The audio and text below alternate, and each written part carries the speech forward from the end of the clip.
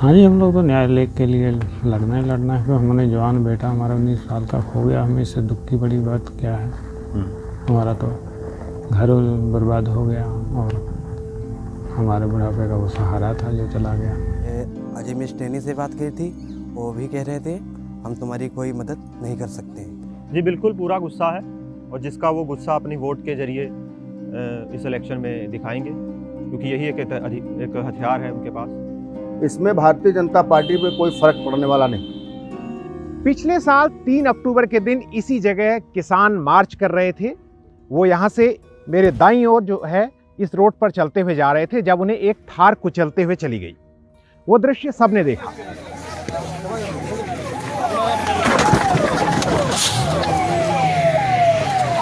उसके बाद अब जब यहाँ चुनाव हो रहे हैं इस विधानसभा सीट पर उत्तर प्रदेश में, निघासन इस सीट का नाम है, तो हम इस तिकुनिया गांव में पहुंचे हैं जहां ये घटना हुई। लोगों को यहां जब उनसे बात करते हैं तो दो ही चीजों का इंतजार है। एक तो ये कि अदालत इस मामले में क्या फैसला सुनाती है, क्योंकि ये मामला भी अदालत में है, और दूसरा जनता की अदालत जो यहां चुनाव होने हैं 23 तारीख को, उसमें क्या फैसला देती है। हमने इस मामले में एक महत्वपूर्ण गवाह सिमरनजीत सिंह से बात की। देखिए, मैं यहाँ वॉलंटियर था, तो यहीं पे हमारे किसानों की भीड़ इकट्ठा हुई थी। ये सामने ग्राउंड है, यहाँ पे हेलीपैड था जहाँ पे मंत्री जी को उतरना था, तो किसानों ने उसको घेर रखा था। तो हम लोग ये जो यातायात रहा, तो वॉलंटियर थे तो उसको देख रहे थे, मैनेज कर रहे थे। बहुत काफ़ी भीड़ थी, तो वो लगभग जब समापन हो गया, मंत्री जी का रूट बदल दिया गया, प्रशासन से बात होगी कि वो इस रूट पे नहीं आ रहे हैं, तो सारे किसान घरों को चल दिए। इसी बीच में 3 गाड़ियाँ आती हैं और किसानों को कुचलती हुई आगे बढ़ती हैं। उसमें से एक थार ये जगह जो घेर रखी है यहाँ पे आके पलटती है, और एक आगे जाके फॉर्चूनर काले रंग की और जो वाइट स्कॉर्पियो थी वो आगे निकल जाती है। हाँ, ये घेराबंदी जो इनकी फॉरेंसिक टीम होगी कि 5-6 दिन बाद उसको घेरा गया। 5-6 दिन बाद वो टीम आती है साक्ष्य जुटाने, जबकि यहाँ रोज़ आते थे लोग, सेल्फी लेते थे या देखते थे इधर उधर घूम के। तो इसमें भी कहीं ना कहीं उन्होंने चूक की, क्योंकि इसकी घेराबंदी तो उसी दिन होनी चाहिए थी। इतना हाई प्रोफाइल मामला था ये। देखिए, 5 लोग हुए हैं, जिनमें एक पत्रकार हैं, 4 किसान हैं जो इस घटना में गाड़ियों द्वारा कुचले गए, और उसमें 3 जो गाड़ी में आए थे 3 लोग, वो भी दूसरे पक्ष के भी हैं। सतनाम जी के पुत्र लवप्रीत जो हैं, वो 3 अक्टूबर को हुई जो घटना है उसमें उनकी जान चली गई थी। सतनाम जी, अभी जो जस्टिस प्रोसेस है, जो न्याय की जो प्रक्रिया आगे बढ़ी है पिछले करीब 4 महीनों में, उनमें उससे आप संतुष्ट हैं? देखिए, जब SIT बनी थी और तब ऐसा लगता था कि हम लोगों को न्याय मिलेगा, लेकिन जो इस तरह से अब उसको बेल मिल रही है और रिहाई हो रही है, तो ये तो बहुत दुख की बात है कि इतना बड़ा घटनाक्रम होने के बावजूद भी इसको 4 महीने में बेल मिल जाए।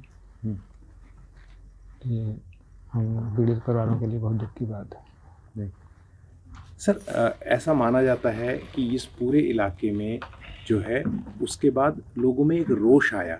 जो सिख समुदाय है, बहुत पहले वक्त तक तो ऐसा नहीं था, वो बहुत से लोग बीजेपी का समर्थन भी करते रहे। क्या अभी उनकी मानसिकता बदली है, उन्होंने वो या उन्हें लगता है इंसाफ मिलेगा? नहीं, मानसिकता तो बदली है, क्योंकि पहले लोग बीजेपी के साथ थे और बीजेपी को ही इसलिए बनाया गया था कि देश का विकास हो जी। अब जब बीजेपी सत्ता में आ गई तो उन्होंने अपनी मनमर्जियाँ करनी शुरू कर दी, और आप देख ही रहे थे कि कब से दिल्ली में धरना प्रदर्शन चल रहा था कि कृषि बिलों को लेकर के, और उनमें लगभग 700-750 किसान भी उसमें जो है मर चुके हैं, और 1 साल से ऊपर धरना रहा है। और फिर जब इलेक्शन आ गया तब जाके जो है सरकार ने बिल वापस लेने की बात करी है। अगर यही बिल पहले वापस ले लिए जाते तो ना 700 किसान वहाँ मरते और ना यहाँ लखीमपुर का ये कांड होता।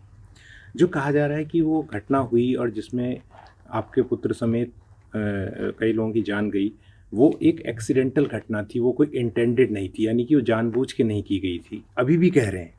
लेकिन क्या आप इस बात को स्वीकार करते हैं? आप उस दिन थे वहाँ पर क्या?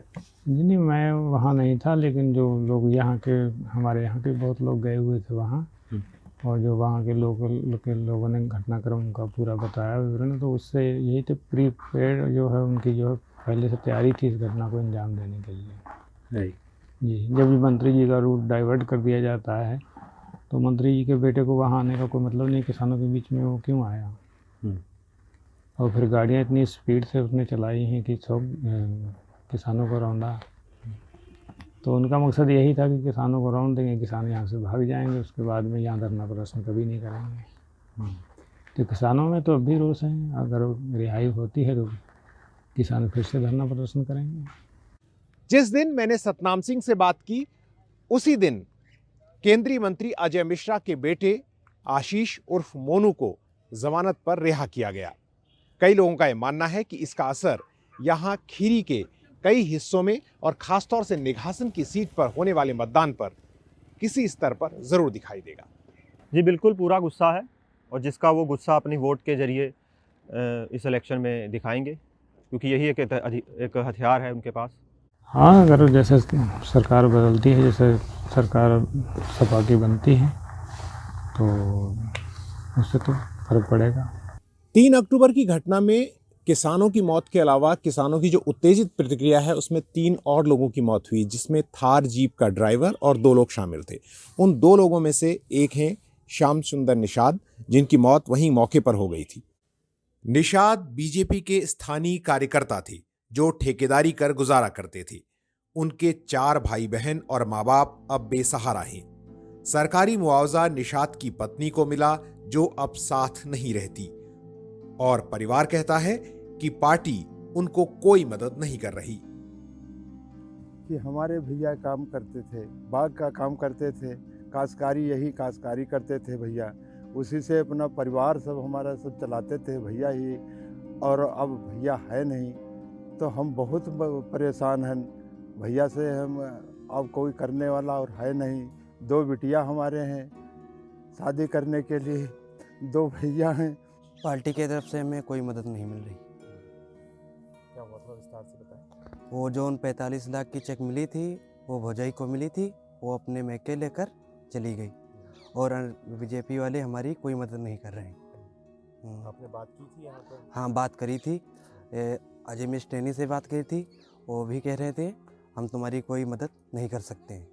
ये लोग आरोप लगा रहे हैं कि जैसे आपको इस्तेमाल कर रहे हैं कुछ लोग, चाहे किसी पार्टी के हों चाहे किसान यूनियन के हों, लेकिन आप इस बात से अवेयर हैं कि आप क्या कर रहे हैं, आप कैसी लड़ाई लड़ रहे हैं, आपका जहन में इस बात की पूरी क्लैरिटी है?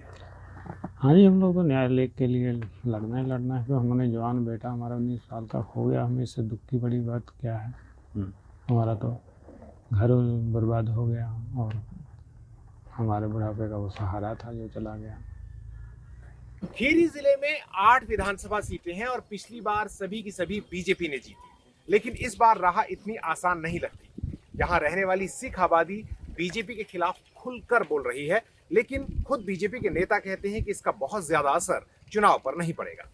जो तिकोनिया का कांड हुआ था, उस तिकोनिया के कांड में सांसद की तरफ से या कैबिनेट मंत्री की तरफ से कोई गलती नहीं थी।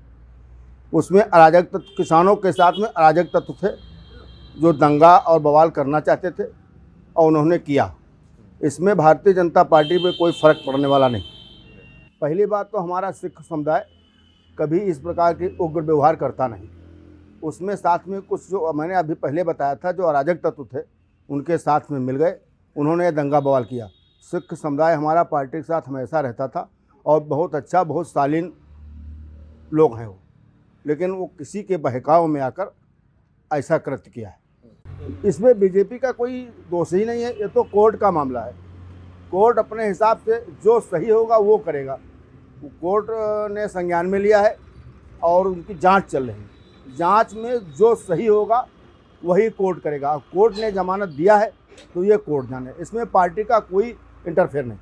चुनावों में सरोकार अक्सर गुम कर दिए जाते हैं या भुला दिए जाते हैं, लेकिन उत्तर प्रदेश विधानसभा चुनाव में एक सवाल जो बुलंद खड़ा है, खासतौर से किसान आंदोलन के मद्देनजर, वो है इंसाफ का सवाल, और उसे यहां की विधानसभा सीटों पर साफ महसूस भी किया जा सकता है। मीडिया से आपकी सबसे बड़ी शिकायत क्या है? यही ना कि वो आपकी बात नहीं करता, आपकी खबरें नहीं दिखाता। इसका इलाज ये है कि मीडिया में आप इन्वेस्ट करें ताकि मीडिया आपकी बात करे। सब्सक्रिप्शन आधारित मीडिया इसका जवाब है। hindi.newslaundry.com पर जाएं, न्यूज़ लॉन्ड्री को सब्सक्राइब करें।